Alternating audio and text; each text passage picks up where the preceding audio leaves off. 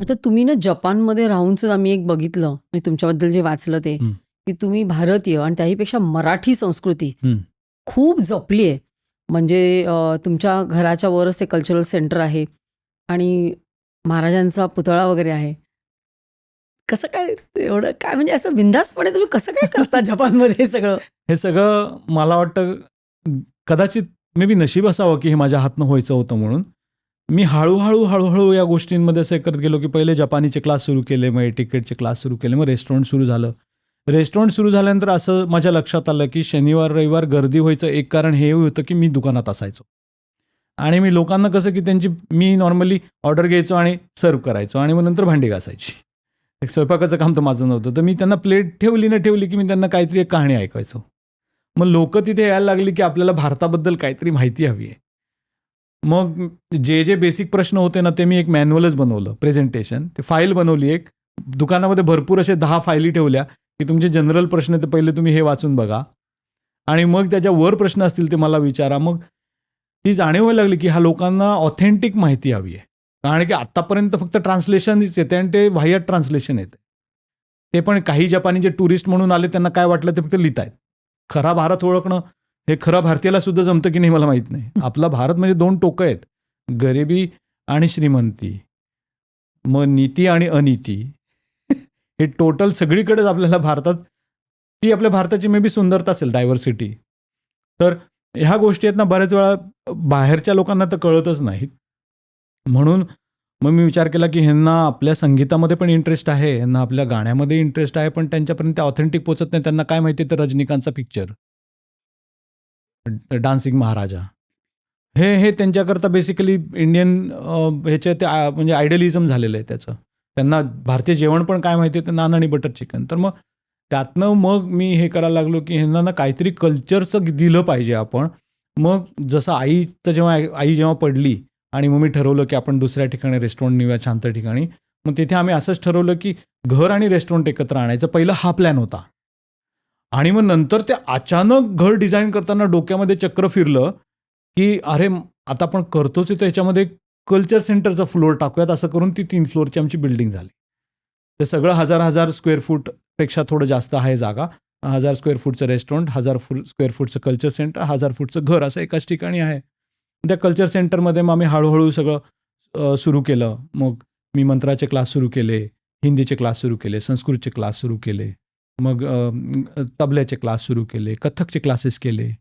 तर बऱ्याच काही गोष्टी आम्ही तिथे करतो. आणि भारतातनं जे कोणी गाणेवाले बजानेवाले किंवा बोलणेवाले कधी खूप चांगले काहीतरी स्पीकर वगैरे येत आहेत तर ते तिकडे आले की मी त्यांना माझी ती जागा एकदम फ्रीमध्ये ऑफर करतो. लोकांचे जे काही जर का तुम्ही तिकीट घेणार असाल ते सगळे पैसे तुमचे, मला काहीही नको. आणि त्याच्याबरोबर जर का जोडीला लावायचं तर कार्यक्रम झाल्यानंतर जेवून जा आमच्या इथनंच. बुफे करतो स्वस्तात एक. अरे वाह! 1500 येन, 1200 येन, 1500 येनमध्ये पाहिजे तितकं जेवून जा, कुठेच मिळत नाही असं.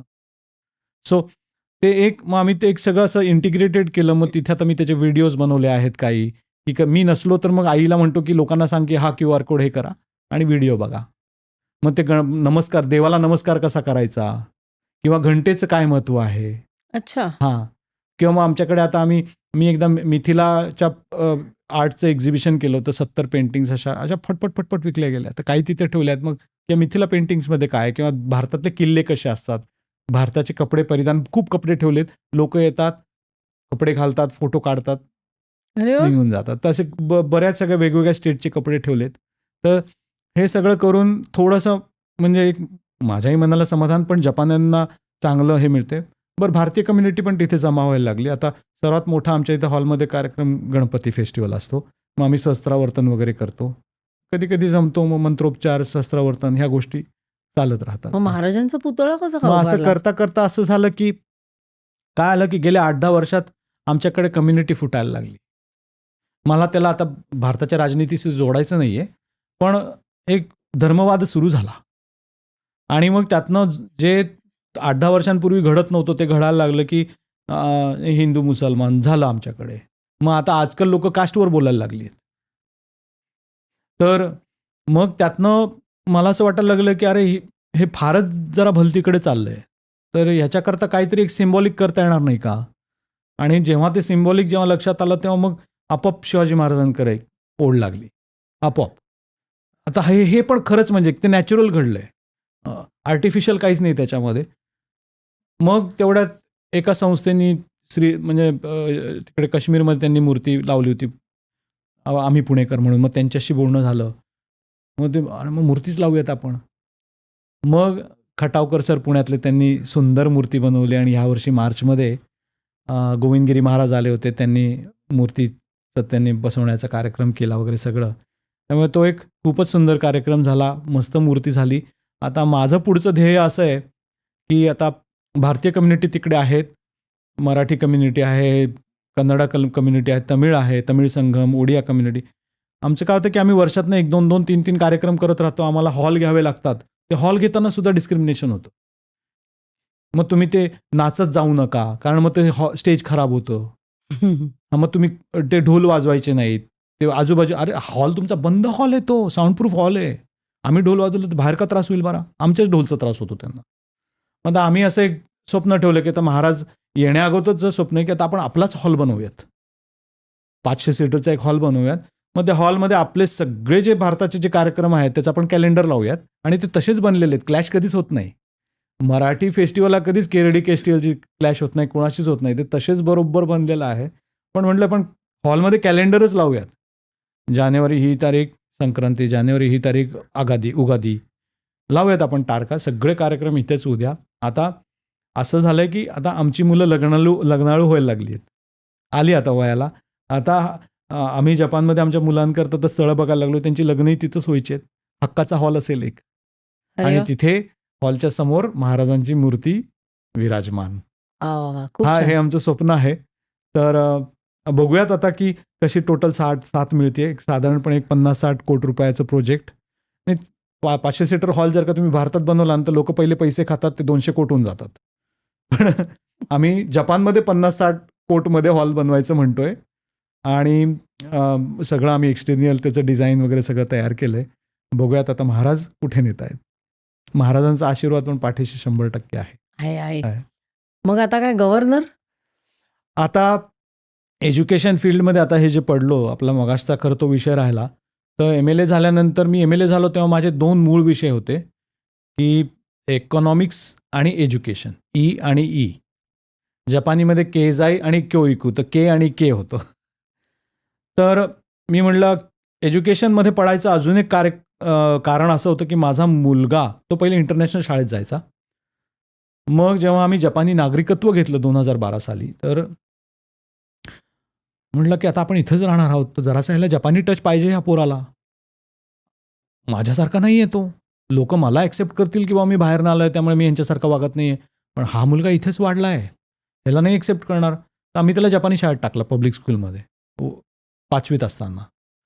तो गेला, 5वी-6वी खूप चांगली झाली. मग जपानमध्ये कसं असते की 6वीपर्यंत प्राथमिक शाळा, आणि मग त्याच्यानंतर 7वी ते 9वी ही माध्यमिक शाळा असते. तर तो माध्यमिक शाळेत गेल्यानंतर तिथे मुलं त्रास द्यायला लागली, शिक्षकांनी त्रास दिला त्याला, बुलिंग. त्याच्या एक शिक्षिका होती तिथे, इतकी टेडी होती, तिने त्याला खूप त्रास दिला. काय म्हणून? की तो नियमच पाळत नाही, तो जपानीच नीट बोलत नाही, तो असंच करतो, तो तसंच करतो, म्हणून त्याला वर्गाच्या बाहेरच उभं कर, त्याला शिकवूच नको. ती त्याची टेबल टेनिसची पण टीचर होती. मग तिथे काही ॲक्सिडेंट घडला की ह्याच्या नावावर ढकल. आणि मी ते प्रत्येक वेळेला प्रूव्ह केलं की ती चुकीची आहे म्हणून. मी तिला इतकं तिची विनवणी केली की बाबा तू हे असं त्रास देऊ नको, तू ह्याला शिकव, तो चुकत असेल तो, पण तू त्याला शिकव. पण ती तशीच. शेवटी म्हणजे मी एज्युकेशन बोर्डामध्ये ते मॅटर नेलं, आणि मग आम्ही खूप फायटिंग केली, आणि तिला माफीनामा लिहायला लावला मी शेवटी. मग मी माझ्या मुलाला UK पाठवायचं हे केलं. पण एक तिथे लक्षात आलं की माझा मुलगा ज्या पब्लिक शाळेत जातोय ना, आपल्याकडे पब्लिक शाळांची परिस्थिती काय मला माहिती नाही, खूप लोक नावं ठेवतात, पण तिथल्या पब्लिक शाळेमध्ये जे नॉर्मल पब्लिक शाळा, सिम्पल, एलिट नाही, तिथं ते पुस्तक अर्ध पण शिकवत नव्हते. मी म्हटलं अरे माझी तर एकदम म्हणजे अशी बत्तीच उडाली की हा ॲडव्हान्स देश आहे आणि आपलं काय विचार होते आणि हे काय शिकवत आहेत. तर जपानचं शिक्षण असं आहे की त्यांना फक्त 10% लोकांना एलिट शिक्षण द्यायचं आहे. त्यांना ब्युरोक्रॅटिक ऑफिसर बनवा, त्यांना मिनिस्टर बनवा, त्यांना एम्बसीजमध्ये, एक्सटर्नल अफेअर्स मिनिस्ट्रीमध्ये त्यांना नोकऱ्या द्या, किंवा त्यांना कंपनीचे बॉसेस बनवा, आणि बाकीचे जे 90% मासेस आहेत त्यांना फक्त फॉलो द लीडर करायचे. तुम्हाला जे सांगितलं जाते ते करा. चीनसारखं थोडंसं. चीनमध्ये तरी बरं, त्याच्यापेक्षा बरं आहे जरा, नक्कीच बरं आहे. पण जपानमध्ये हे मॉडेल पूर्ण कंट्रीमध्ये फॉलो केलं जातं. तर मी MLA असताना मी आमच्या एज्युकेशन मिनिस्टरकडे गेलो, माझ्या त्या अख्ख्या एरियाच्या, की सर आपल्या एरियामध्ये आपल्याला 103 पब्लिक शाळा आहेत. आणि मी जेव्हा माझा मुलगा जपानी शाळेत जायचा तेव्हा मी तिथं PT असोसिएशनचा मी हे होतो, व्हाईस प्रेसिडेंट. तर मी तिथे पालकांना विचारायचो की तुम्हाला जर का मुलाला शाळेत घालायचं असेल तुम्ही कोणत्या शाळेत घाला. अख्ख्या 103 शाळांमधनं पालक फक्त 2च शाळांची नावं घ्यायची की ह्या 2 शाळा चांगल्या आहेत. बाकी सगळ्या शाळा त्याच की जिथे पुस्तक अर्धं पण शिकवत नाहीत. मग मी आमच्या एज्युकेशन, म्हणजे आपल्याकडे कसं शिक्षण मंत्री असतात तसं आमच्याकडे एज्युकेशन सुपरिटेंडेंट असतो. तो मंत्री नसतो, तो ब्युरोक्रॅटिक मेकॅनिझममधनं येतो. तर मी त्यांच्याकडे गेलो, म्हटलं सर आपल्याकडे ह्या 2 शाळा चांगल्या आहेत, आपण एक छोटासा रिसर्च करूयात की या शाळांमध्ये नक्की काय चांगलं घडतंय आणि मग आपण तिकडे रेप्लिकेट करूयात का. तर त्यांनी मला सरळ प्रश्न विचारला, योगीजी सगळ्यांना चांगलं शिक्षण देऊन काय करायचं आहे, त्यांना नोकऱ्या कोण देणार आहे. म्हणजे त्यांचं क्लिअर सिग्नल होता की जास्त अक्कल लावणारी लोक कोणाला हवी आहेत. लोकांना कंपन्यांमध्ये सुद्धा, मी बँकेमध्ये नोकरी करायचो ना, मला हे लक्षात आलं की माझ्या बॉसेसला तीच लोक हवी आहेत हाताखाली की जे सांकामे आहेत. आणि जपानी हे सांकामेच आहेत. फक्त की ते एकमेकांमध्ये खूप चांगलं कम्युनिकेशन ठेवतात, सगळी माहिती एकमेकांमध्ये शेअर करतात. फक्त की त्यांच्यामध्ये सुरुवातीला प्लॅनिंग करायच्या लहानपणापासूनच त्यांच्यामध्ये ती सवय लावलेली असते. प्रत्येक गोष्टीचं ते प्लॅनिंग करतात आणि मग तिथनं ते उशीर होऊ देत नाहीत. आणि ह्या सगळ्या गोष्टींचा त्यांना खूप ओव्हर कॉन्फिडन्स आहे. बाकी ते टोटल सांकामे आहेत, त्यांना काहीही नवीन गोष्टी करता येत नाही, क्रिएशन नाही, इनोव्हेशन नाही. ते काम फक्त त्या 10% लोकांचं आहे. आणि त्याचे रिपरकेशन्स आता आम्हाला जपानी सोसायटीमध्ये दिसतात की जपानची डेव्हलपमेंट सगळी स्लो झाली आहे आणि म्हणून माझ्यासारख्या लोकांची गरज आहे. तर 3 वर्ष झाली आणि मग माझ्यामध्ये ते आलं की चायला आता आपल्याला ना ब्युरोक्रेसीमध्ये जाऊन बघायचं आहे. तर त्या ब्युरोक्रेसीमध्ये गेलो आणि मग तिथे शिक्षणात गेल्यानंतर मग आता तिथे असं आहे की बाबा की आता मी तिथे आता मोटिवेशनल स्पीकर झालो आहे. प्रत्येक महिन्याला मी एक जपानच्या स्टेटमध्ये जातो. तिथले सगळे प्रिन्सिपल माझ्यासमोर बसलेले असतात. त्यांना मी 2 तास नॉनस्टॉप मोटिवेशनल लेक्चर्स देत असतो. शिक्षण कसं असावं. तुम्ही जपान्यांना शिकवता शिक्षण कसं असावं. प्रिन्सिपल्सला, नॉर्मल जपानी नाही. ते जॅपनीजमध्ये. हो. माझ्या फेसबुकवर गेला तर तुम्हाला सगळे फोटो दिसतील. आता ह्या महिन्यात मी तिथल्या ह्योगो प्रिफेक्चर म्हणजे स्टेट, ते ह्योगो स्टेटच्या प्रिन्सिपल्सला सगळ्यांना तिथे बसून मी लेक्चर देऊन आलो. तर इथनं परत गेलो की 11 जुलैला मी नागासाकी ते सगळ्यांना माहिती आहे, तिथल्या प्रिन्सिपल्सला आता माझं सेमिनार आहे. ही क्लिप शेवटपर्यंत बघितल्याबद्दल खूप खूप धन्यवाद. संपूर्ण एपिसोड बघण्यासाठी खाली दिलेल्या लिंकवर क्लिक करा आणि सर्व काही चॅनलला सबस्क्राईब करायला विसरू नका.